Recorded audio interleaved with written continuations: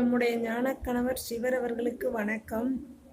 சிவாப்பா என்ன சொல்கிறாரு அப்படின்னா, நீங்கள் சங்கல்பம் எடுங்க, உங்கள் சங்கல்பங்களுக்கு தகுந்தாற் போல தான் நான் உங்கள் கூட வம்சத்தை இணைக்கிறேன் அப்படிங்கிறாரு. என்ன குணங்களோட நீங்கள் சங்கல்பம் எடுத்திருக்கீங்களோ அதே குணம் உள்ளவர்களை தான் உங்கள் கூட இணைத்து வாழறதுக்கு ஒரு இடத்த கொடுக்குறேன், ஆஸ்தி கொடுக்குறேங்கிறார். இது புரியுதுங்களா?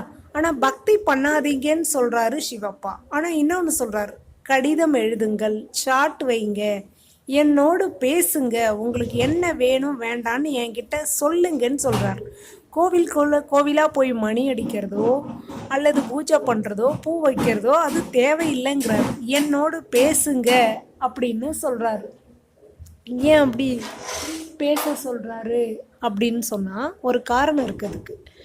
நீங்கள் பூஜை பண்ணுறீங்க இல்லைங்களா, மணி அடிக்கிறதாகட்டும் சூடம் காட்டுறதாகட்டும், அது நம்ம உடம்புக்குள்ளே நடக்கிற செயல். பக்தியில் அது மாதிரி சொல்லி கொடுத்துருக்காங்க.